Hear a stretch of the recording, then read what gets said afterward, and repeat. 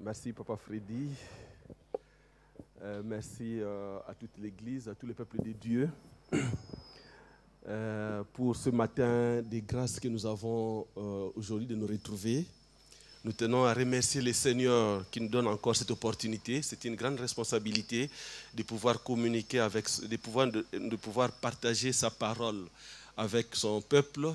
Vous qui êtes à la maison, c'est vraiment une joie de vous avoir les uns et les autres. Vous avez beaucoup de programmes, mais vous les avez sacrifiés pour pouvoir suivre le culte de ce matin tel que nous avons l'habitude de les faire. Parce que nous avons l'habitude de nous retrouver ici chaque dimanche le matin pour glorifier le Seigneur. Mais suite à toutes les mesures prises de confinement, cette habitude a été arrêtée pour un temps. Mais pendant que nous avons arrêté cela, notre Dieu n'a pas arrêté de recevoir la louange et l'adoration. C'est pourquoi je vous prie dans vos maisons, acclamons très fort le Seigneur, bénissons le Seigneur, car il siège toujours sur son trône de gloire.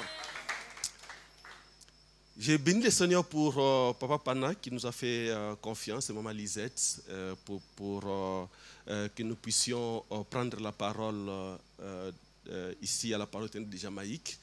Nous sommes donc des collaborateurs et il lui a plu donc de pouvoir décider qu'aujourd'hui nous puissions amener la parole. Merci beaucoup Papa pour la confiance et moi pour la confiance. Ce matin nous allons parler d'un thème que nous allons commencer. Nous allons voir comment nous allons évoluer. C'est la dimension mystique dans la vie des enfants de Dieu.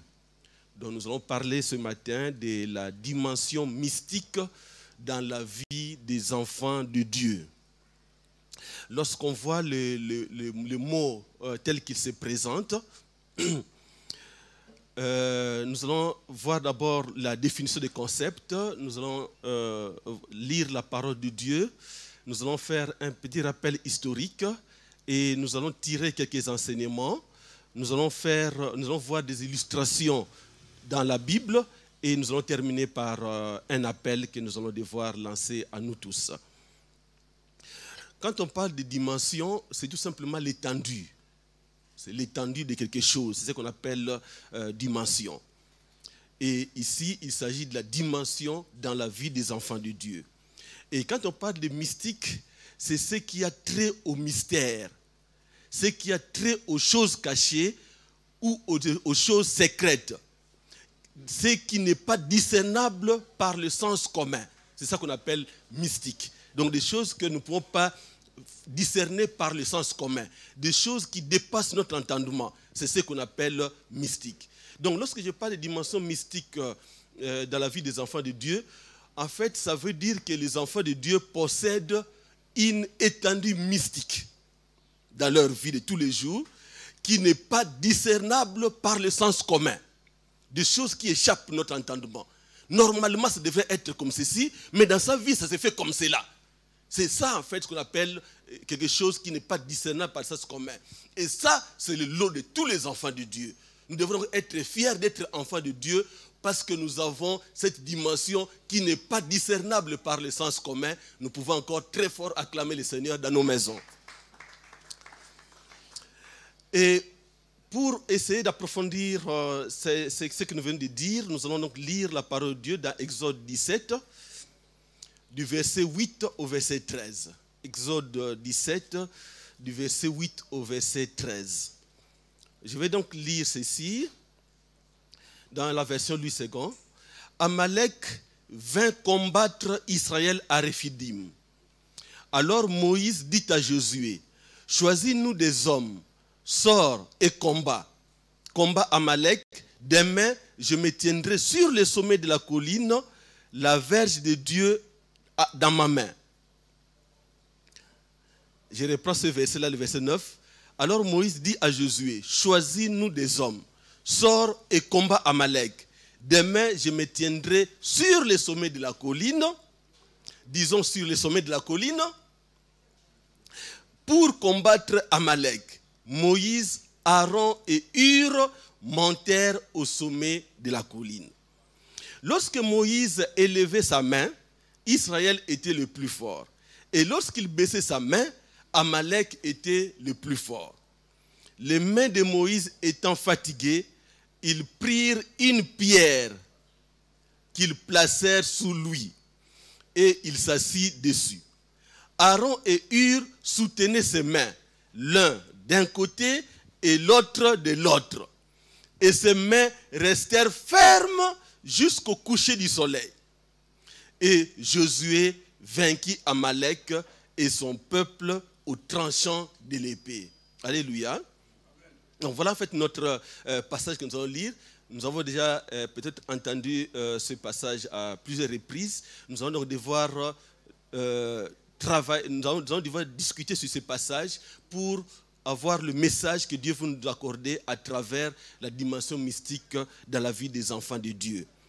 Alors, il faut noter que les Amalécites, ce sont des peuples, des descendants d'Ésaü. Et Ésaü, comme vous vous rappelez, c'est celui à qui Jacob arracha les droits d'aînesse. Et donc Jacob va, dans sa descendance de Jacob, on va voir Israël, tandis que dans la descendance d'Ésaü, on va voir notamment les Amalécites. C'est un peuple qui habitait dans les déserts du sud de la Palestine. Sud de la Palestine, nous pouvons voir, mais probablement un peu fainéant, il faisait souvent des incursions pour venir attaquer les gens qui ont planté, de manière à prendre cette nourriture et vivre avec. Ou bien s'ils apprennent que déjà passent par là, ils viennent le combattre pour arracher. C'était ça en fait leur habitude. Et cette fois-là, ce peuple est sorti pour combattre les enfants de Dieu à Réphidim. Il faut noter que quand le peuple d'Israël sortait d'Égypte, tous les peuples qui étaient sur la route étaient en émoi. Tous les peuples avaient peur, même les Édomites. Tout le monde avait très peur parce qu'ils avaient appris ce que Dieu avait fait pour ses enfants. Mais les Amalécites, eux, ils se sont dit non, nous on sort pour combattre ce peuple. Josué, c'est en fait le serviteur de Moïse. Et c'est lui qui l'a remplacé dans la marche jusqu'à Canaan. Et avant, il s'appelait Osée, comme notre papa Osée, ce qui signifiait salut. Mais après cette victoire, Moïse va l'appeler Josué, ce qui signifie Dieu sauveur. Donc c'est ça en fait qui va arriver, Dieu sauveur. Après cette victoire et d'autres victoires qui vont venir. Donc son nom a dû évoluer dans ce sens-là. Aaron et Hur, ce sont deux personnalités très considérées en Israël. Lorsque vous lisez dans Exode 14, 4, lorsque Moïse va monter avec Josué, il va dire aux enfants de Dieu, je vous laisse avec Aaron et Hur. Donc c'était deux personnes très considérées qui avaient une grande autorité au niveau d'Israël. Aaron était donc son frère, tandis que Hur était probablement soit le neveu, il était soit fils de Marie qui était frère de Moïse, ou alors son mari. De toute façon, il était du côté de Marie. Et ce sont donc ces deux personnes qui étaient de grandes autorités et qui ont accompagné Moïse sur la colline. Et donc l'histoire, comme vous l'avez suivi, elle est telle que les Amalécites viennent combattre le peuple d'Israël. Moïse demande à Josué de choisir des combattants. Et quand Moïse va aller sur la montagne, et là, il va élever les mains. Toutes les fois qu'il avait les mains levées, Josué gagnait. Mais toutes les fois que ses mains baissaient, Josué perdait le combat. Autrement dit, si on coupait les mains de Moïse, ou Moïse gardait ses mains baissées, automatiquement Josué n'aurait pas eu la victoire qu'il avait pu avoir. C'est ça en fait la dimension mystique des enfants de Dieu. Nous pouvons donc retenir de ce qui précède ceci. On va retenir 4 leçons rapidement. La première, c'est que Josué et son armée étaient nuls sans les mains levées de Moïse. Amen. Malgré sa force, malgré son entraînement, malgré le temps qu'il avait passé à côté de Moïse, mais il était nul, lui et son armée, si les mains de Moïse n'étaient pas élevées. Et ça, c'est très important. Donc, le secret de la force de Josué, c'était l'élévation des mains. Et c'est ça, en fait, la dimension mystique que Dieu met dans la vie de tous les enfants de Dieu. Il y a une dimension mystique qu'on ne peut pas réaliser. Une dimension qu'on ne sait pas expliquer. Les gens, les Amalécites, voyaient juste Josué. Ils voyaient Josué à un moment donné devenir faible, à un moment donné devenir fort. Ils voyaient Josué à un moment donné devenir faible, à un moment donné devenir fort. Mais quand il devenait fort, il devenait très fort et il les battait. Il se dit, mais qu'est-ce qui se passe? En réalité, ce n'était pas lui vraiment seulement de manière isolée, mais c'est cette dimension mystique que Dieu ajoute à la vie des enfants de Dieu qui les rendent encore plus forts et plus forts. Et c'est là, mes chers frères, ça arrive dans tous les domaines de la vie, comme nous allons voir des illustrations dans la suite. Notre Dieu est un Dieu d'excellence. Généralement, il qualifie ses enfants dans tout ce qu'ils font. Le travail, la vie courante, tous les détails. Le Seigneur, notre Dieu est un Dieu d'excellence. Il veille à ce que ses enfants puissent exceller. Et Dieu s'est fait le devoir de soutenir ses enfants dans tout ce qu'ils font, tous les détails. Lorsque vous lisez dans le psaume 60 au verset 12, on nous dit très bien qu'avec Dieu, nous ferons des exploits. C'est-à-dire que ça, ce n'est pas une simple parole qui est sortie comme ça. C'est la parole de Dieu. On avait prié ici que c'est poussé par Dieu que des hommes ont parlé de sa part. Les gens ont été poussés par l'Esprit pour qu'ils parlent de la part de Dieu. Donc, quand on dit comme ça qu'avec Dieu nous ferons des exploits, cela est vrai, nous devons y croire. Quand nous croyons à la parole, cela crée en nous la foi, et la foi nous permet de vivre des choses miraculeuses, des choses qui dépassent l'entendement humain. La deuxième chose que nous pouvons retenir, c'est que nous n'allons pas tous faire la même chose. Nous avons vu là-bas que Moïse, en fait, ne pouvait pas tout faire par lui-même. Et aller à la montagne et aller à la plaine. Nous ne pouvons pas tous faire la même chose. Moïse va prier au sommet de la colline, mais Josué va combattre sur la plaine. Nous devons donc apprendre à accepter l'autre, cette différence. Comprendre que nous tous, on ne va pas faire la même chose. Dans la maison de Dieu, on ne va pas faire la même chose. Quelqu'un d'autre va chanter. Quelqu'un d'autre va danser. Quelqu'un d'autre va jouer à la guitare. Quelqu'un d'autre va arranger les chaises. On ne va pas tous faire la même chose. Si par exemple, moi, on me met à chanter, vous allez entendre des voix qui n'existent pas qui vont sortir. Pourquoi? Parce que ce n'est pas à moi de pouvoir les faire. Mais nous devons nous compléter et accepter justement ces différences. Et loin de nous diviser, nos différences devraient être considérées comme une richesse qui doit nous rapprocher les uns les autres. Donc, nos différences ne doivent pas nous faire que nous puissions nous séparer. Lui, comme il est blanc, on se sépare. Lui, comme il est noir, on se sépare. Lui, comme il est de telle tribu, on se sépare. Lui, comme il est mécanicien, on se sépare. Non, non, non. Les différences, en fait, finalement, constituent une richesse qui doit plutôt nous pousser à nous mettre ensemble et à marcher dans la victoire. Si Moïse n'avait pas accepté la différence entre lui et Josué, il n'aurait pas gagné les Amalécites. Mais il a compris que quelqu'un d'autre va le faire. Moi, j'ai fait ceci. Et ils ont gagné les Amalécites. Nous devons donc apprendre à accepter les différences entre nous. C'est très important. Et il y a un proverbe africain qui dit que c'est de la multiplicité des couleurs que le tapis doit sa beauté. C'est-à-dire qu'un tapis est beau lorsqu'il y a plusieurs couleurs. Alors, donc, il faut accepter qu'il y ait plusieurs couleurs pour que le tapis soit beau. Et aussi, vous rappelez que pour cette année, notre pasteur avait donné l'orientation pour l'année, c'est l'appréciation. Donc nous devons apprendre à nous apprécier les différences qui existent entre nous, c'est très important, ça va nous aider à aller de l'avant. La troisième leçon, c'est nous avons besoin de nous soutenir de temps en temps dans la prière. C'est important. Nous avons vu que Moïse, arrivé sur la montagne, commençait à avoir ses mains fatiguées. Et pour cela, il fallait que Aaron et Hur viennent soutenir les mains. C'est vrai, nous sommes en période de confinement.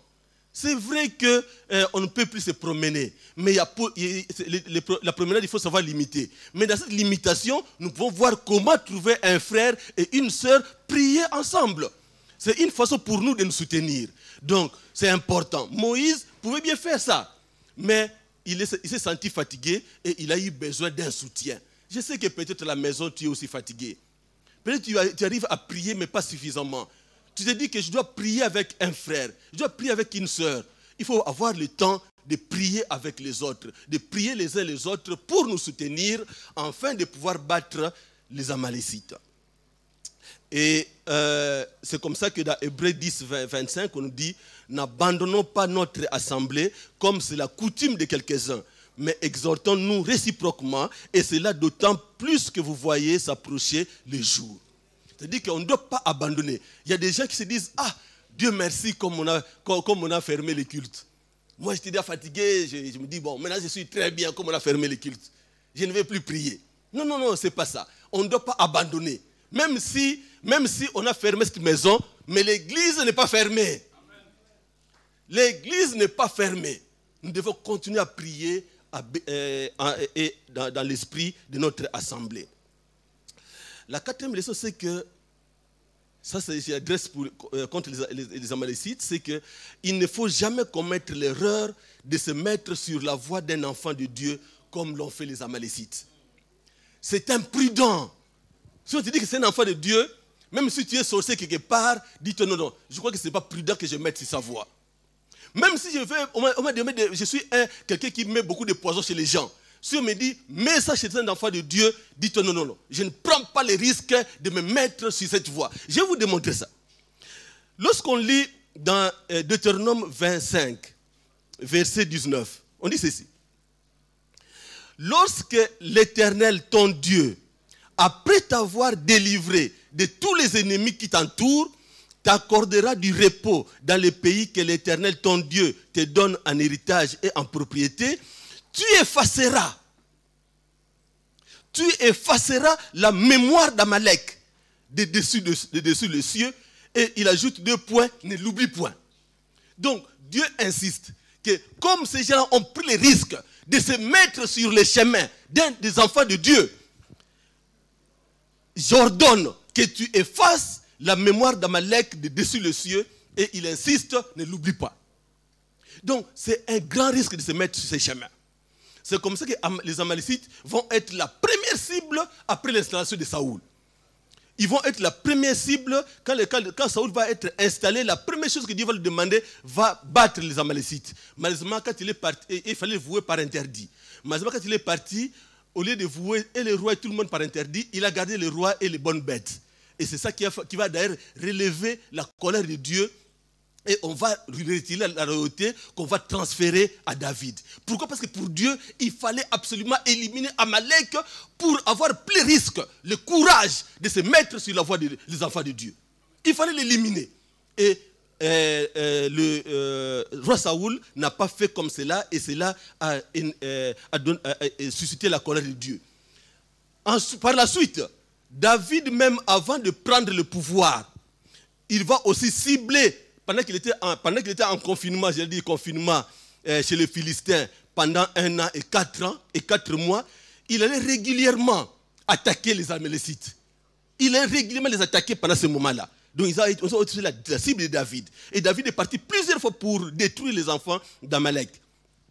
Et lorsqu'on lit dans 1 Chronique 4, 42 et 43, c'est là justement qu'on va exterminer totalement. Ça, c'était à l'époque d'Ézéchias, qui va envoyer 500 hommes qui vont exterminer tous les Amalécites. Des pères jusqu'aux enfants, tous ont été exterminés. Pourquoi? Parce qu'ils avaient pris le risque de se mettre sur la voie des enfants de Dieu. Si il t'arrive d'avoir un problème contre un enfant de Dieu, prends courage de pouvoir vite réparer. Parce que ces enfants-là, tels que vous les voyez, dès qu'ils deviennent enfants de Dieu, quand il a Jésus-Christ, il commence à porter une dimension mystique. Une dimension qui n'est pas discernable par le sens commun. Donc, ne prends pas les risques. S'il y a un enfant qui est là et qui a un problème, va vite réparer et continuer la vie calmement. Nous ne serons pas exterminés comme ce fut le cas des Amalécites qui ont pris ce risque de se mettre sur la voie des enfants de Dieu. Nous allons voir plusieurs exemples dans la Bible. Plusieurs exemples dans la Bible où nous avons vu une visitation particulière. Un événement qui est hors du commun. Qui est arrivé parce que celui-là, c'est un enfant de Dieu. Celui-là a une alliance avec le Seigneur. Lorsqu'on voit la conception de Sarah, la femme d'Abraham, Abraham dans Genèse 17, au verset 17, il est dit, Abraham tomba sur sa face, quand on lui a dit ça. Il rit et dit à son cœur, naîtrait-il un fils à un homme de 100 ans? Et Sarah, âgée de 90 ans, enfanterait-elle? C'est-à-dire que c'est impossible. Même lui, le père de la foi, dit, mais c'est impossible. Mais ce qui est impossible aux hommes n'est pas impossible à Dieu. Donc, on voit là-bas la possibilité, malgré l'âge avancé, suite à la dimension mystique des enfants de Dieu, Sarah a pu avoir un enfant avec Abraham. Lorsqu'on voit Jacob, quand il est parti chez l'oncle Laban, où il a commencé à élever les bêtes, tout et tout, dans Genèse 30, au verset 27, quand Jacob va demander, il va dire non, je vais maintenant rentrer chez moi, après avoir fait le travail pendant plusieurs années. Laban va lui dire ceci, je t'en prie, reste s'il te plaît, car j'ai des preuves que Jéhovah me bénit grâce à toi. Donc, il était déjà un grand éleveur, le monsieur. Il faisait beaucoup de choses. Il avait beaucoup de maîtrise. Lui, il était plus âgé que Jacob. Il avait beaucoup d'expérience. Mais quand Jacob est intervenu dans son élevage, il a senti une grande différence. Il dit que j'ai des preuves. Donc, il a des preuves. Il peut te montrer mathématiquement qu'il y a des preuves qui montrent que depuis que tu es venu, moi, je suis grandement béni. Donc, autrement dit, il y a une dimension nouvelle qui s'est ajoutée. Une dimension mystique, non discernable par le sens commun, qui a fait que l'élevage s'est beaucoup multiplié pour Laban. Et il dit même que si tu peux me fixer un autre prix, je vais le faire. Lorsqu'on continue de voir des exemples, nous avons un autre exemple, c'est Betsaleel. Betsaleel a été désigné pour la construction du tabernacle. On va lire ça dans Exode 36 au verset 1er. Dieu dit ceci, Betsaleel, Oholiab et tous les hommes habiles en qui l'Éternel avait mis de la sagesse et de l'intelligence pour savoir et pour faire, exécutèrent les ouvrages destinés au service du sanctuaire selon tout ce que l'Éternel avait ordonné. C'est-à-dire, Betsaleel, Oholiab et toutes ces personnes, la Bible dit très clairement en qui l'Éternel avait mis de la sagesse et de l'intelligence pour savoir et pour faire. Donc, Dieu avait mis de l'intelligence dans ces gens. Ils étaient déjà capables de faire le travail, mais Dieu les a distingués. Dieu a ajouté de la sagesse et de l'intelligence pour leur permettre de faire le travail différemment, mieux, plus qu'avant. Donc, ça c'est très important, mes chers frères. Donc, même la sagesse, Dieu peut la donner. L'intelligence, Dieu peut la donner à ses enfants pour pouvoir les distinguer. On peut aussi lire ça en ce qui concerne la sélection d'Esther comme reine. Esther va devenir reine après la mort après que Vachi soit disqualifié. Esther, la Bible dit, n'avait ni mère ni père. Pourtant, il n'avait rien de tout ça. Donc, quelqu'un un peu défavorisé, il va dans des conditions un peu de retrait. Mais dans Esther 2, au verset 17, on dit, le roi aima Esther plus que toutes les autres femmes. Et elle obtint grâce et faveur devant lui, plus que toutes les autres jeunes filles. Il mit la couronne royale sur sa tête et la fit reine à la place de Vachi. Est-ce que nous pensons vraiment que Esther était nécessairement la plus belle de toutes ces femmes? Pas nécessairement. Mais il y a eu une dimension mystique qui est intervenue dans la vie d'Esther parce que Esther était enfant de Dieu.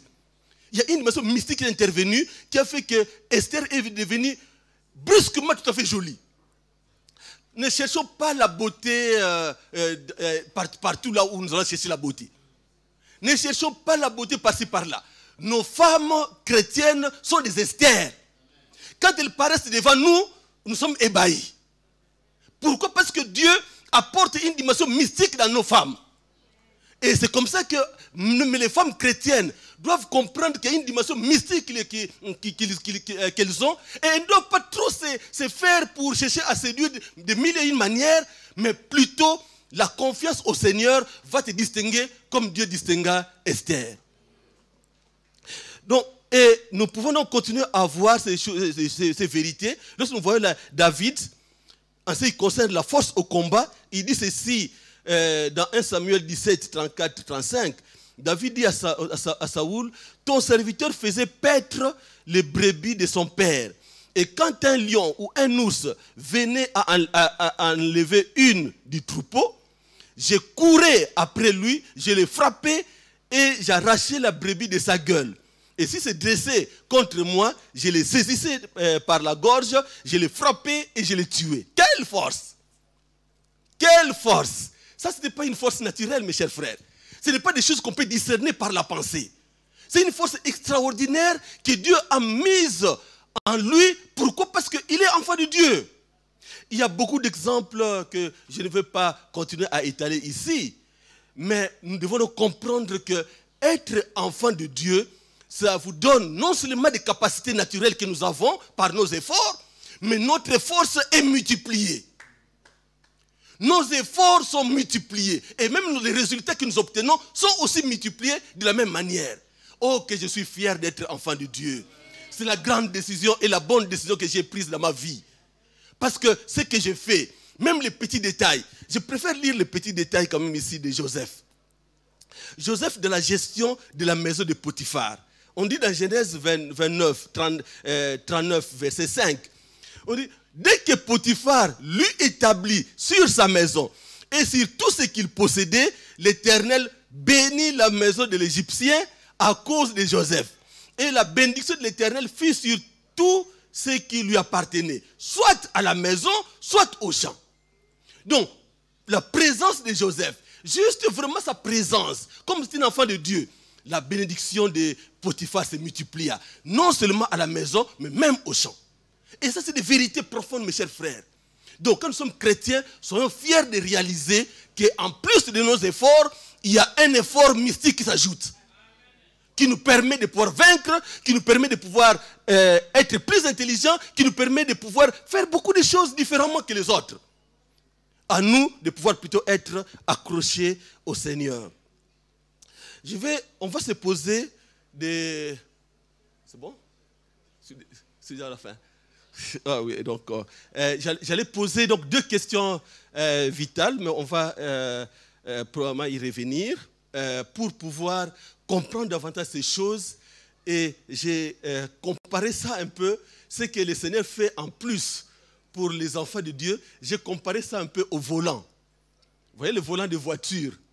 Il y a des volants qu'on appelle mécaniques, mais il y a des volants qui sont assistés. Et à l'époque, nous, quand on conduisait les voitures, c'était difficile de pouvoir tourner. Mais après un moment donné, on a vu des voitures qui, même si une petite place, tu tournes. Pourquoi? Parce que le volant est assisté. Nous allons voir donc cette comparaison pour les chrétiens. Les chrétiens, donc, n'est pas un volant mécanique, mais un volant assisté. Acclamons le Seigneur. Nous avons fini par là. Et nous allons revenir à la prochaine. Que Dieu vraiment nous bénisse pour que nous puissions comprendre que nous avons pris la bonne décision de notre vie de pouvoir accepter le Seigneur et de pouvoir bénéficier de cette dimension mystique dans tout ce que nous entreprenons, notre façon de vivre avec les gens, notre façon de conduire, notre façon d'écrire, notre façon de vivre avec nos épouses, avec nos enfants, notre façon de nous habiller. Il y a toujours une dimension mystique, mes chers frères, que Dieu nous bénisse.